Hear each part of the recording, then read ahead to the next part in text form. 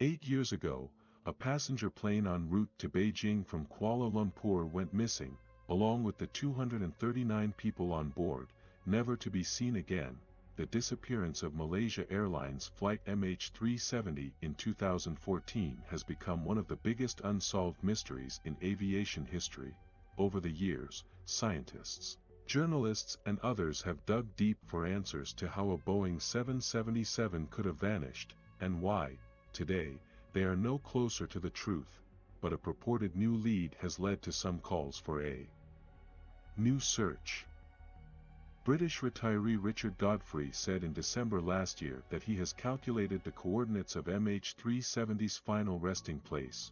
He believes the plane crashed some 2,000 kilometers west of Perth, Western Australia, in the Indian Ocean. Mr. Godfrey, a member of the MH370 independent group of scientists, researchers, and individuals looking into the plane's disappearance, said he used data from the weak signal propagation reporter, WSPR, to determine the location. It is a grid of radio signals which covers the globe and records anything disturbing or passing through the waves. He said MH370 tripped off a series of radio signals before it disappeared, combining the WSPR details with other data such as satellite data and debris drift data. Mr. Godfrey believes he now has the likely location, sharing his findings at a virtual MH370 remembrance event on Sunday. Mr. Godfrey said the location is around 33 degrees south and 95 degrees east in the Indian Ocean. We've searched that area before. It's very difficult terrain, very rugged. There are canyons and volcanoes, the ridges and cliffs.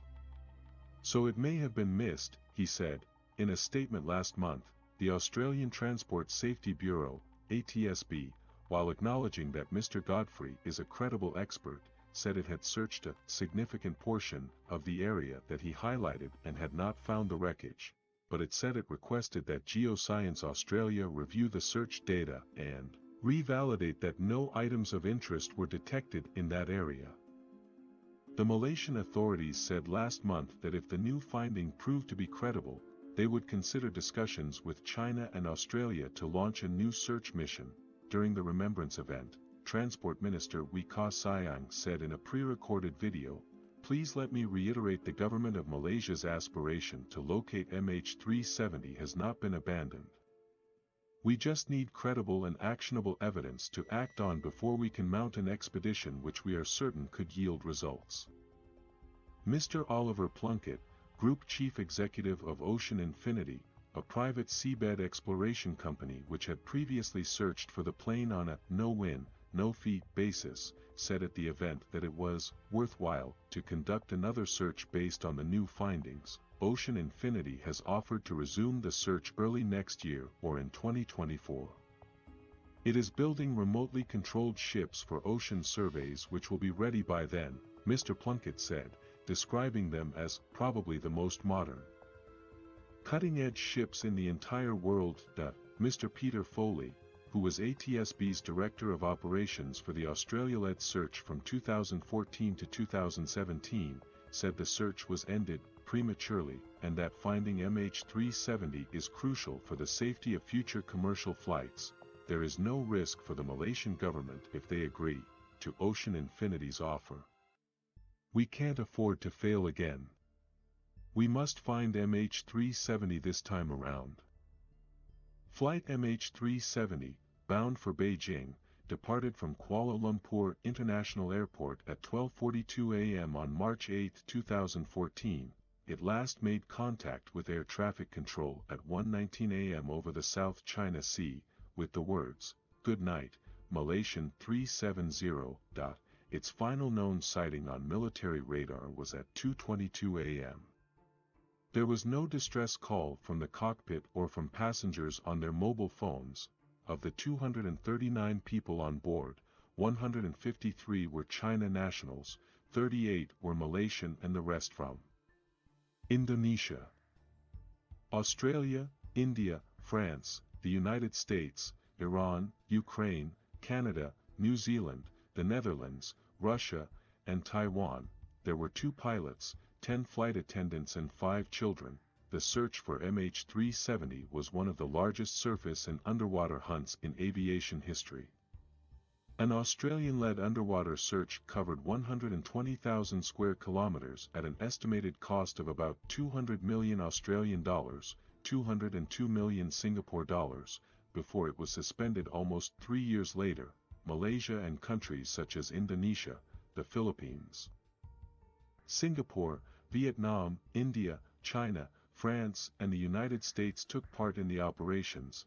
Areas near Vietnam in the South China Sea and near Penang in the Strait of Malacca were combed in the initial days after the incident, until a week later, on March 15, when Malaysia's then Prime Minister Najib Razak revealed that data showed the flight had changed course and headed towards the Indian Ocean. MH370's transponder, a transmitter in the cockpit that allows the aircraft to be tracked by ground radar, was disabled at some point, he said, based on data from British commercial satellite firm Inmarsat and Britain's Air Accidents Investigation Branch. The plane is presumed to have crashed somewhere in the southern Indian Ocean. For nearly 3 years, underwater search efforts were conducted some 2,500 kilometers southwest of Perth. The search in the choppy waters of the vast Indian Ocean was called off in January 2017. The search was resumed in January 2018 by Ocean Infinity in the southern Indian Ocean, but ended in June the same year without success. Audio clips from the cockpit failed to shed any light. The pilot's final recorded words to the control tower seemed almost prescient. Yet they were perfectly routine, said aviation experts. The plane's black boxes, the cockpit voice recorder and flight data recorder that contain information critical for investigations, were never found. Dozens of pieces of debris from the aircraft have since washed ashore, most of them appearing to support the theory that it went down in the southern Indian Ocean. The debris include a flapron, a section from a plane's right wing that helps to control speed and position, which was found on the French island of Réunion, and a panel from the right part of the tail with the words, "No Step," found in Mozambique.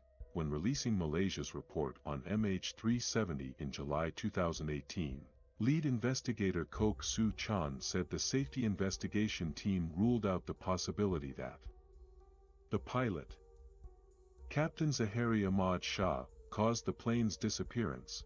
They said controls on the aircraft were likely deliberately manipulated, but they could not say who was responsible. The report's conclusion stated, the team is unable to determine the real cause for the disappearance of MH370.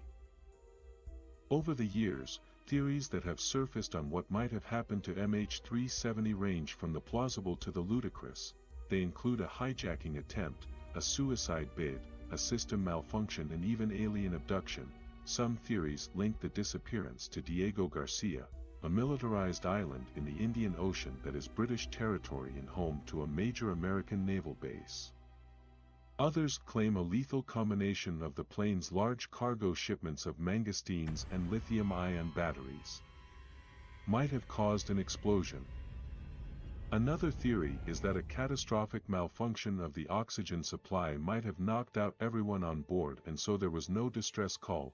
Even in the September 11, 2001, attacks in the U.S., shot down from above the South China. Passengers made phone calls when they realized that the aircraft had been hijacked. A pilot told the Straits Times on condition of anonymity that the oxygen malfunction theory might explain why the flight changed its course and headed in the general direction of Penang instead. Its pilot could have tried to make an emergency landing at Penang Airport, the nearest main airport that was still open at that time, but failed to make it. The plane could then have continued on towards the Indian Ocean with everyone on board incapacitated, until it ran out of fuel, he said. French journalist Florence de Changy posits in her book, The Disappearing Act, The Impossible Case of MH370, that the aircraft was shot at sea, its remains cleaned up, and the truth covered up by the intelligence authorities. Ms. de Changy, a Hong Kong-based foreign correspondent for French newspaper Le Monde, said that flight MH370 was carrying a shipment of electronic warfare equipment and was shot down in a botched operation to retrieve the cargo. ST's Malaysia Bureau Chief Shannon Teo points to the information gap that has dogged investigations into MH370's disappearance from the start, describing the government's response as haphazard. This was the most difficult situation in crisis communications that I have ever faced. No one really had any idea of who we were supposed to speak to, or how to get more information, he said. There were so few facts to go on that you had to consider every and any kind of theory, no matter how implausible. It's been so many years. But we still don't know what's right or what's wrong about MH370. Indian management consultant K.S. Narendran lost his wife Chandrika Sharma, who was on board MH370. The key questions of what happened, why it happened, how it happened, where it happened. All these questions continue to bog us down, Mr. Narendran, who is based in Chennai, India, told Saint. He found some, no matter how small. Even at this point, just knowing what happened to the passengers would be really great already. Lawyer Grace Nathan, whose mother and Daisy was on board MH Catharsis, writing about his personal ordeal in his book, Life After MH370, Journeying Through a Void, published in 2017. 8 years have been a long time, and we're no better off today. We're not better informed. I think I've come to make my peace with the fact that I don't know. I may never know. It is not uncommon for alternative theories to proliferate as people find ways to cope in the aftermath of a sudden disaster. Theories and rumors about MH370 persist because of the magnitude of what happened, said Malaysia-based clinical psychologist Joel Lowe. People who had family members or friends on board are interested in the theories because they give them some hope. 370 said at the annual remembrance, "We continue to carry this burden that maybe we will never know. What is more important than our grief, our loss, and our need for closure is the fact that finding MH370 will answer many questions that are of great importance to the international flying community," she added. As long as the questions surrounding MH370 remain unanswered, there will always be the risk that something like this can happen again.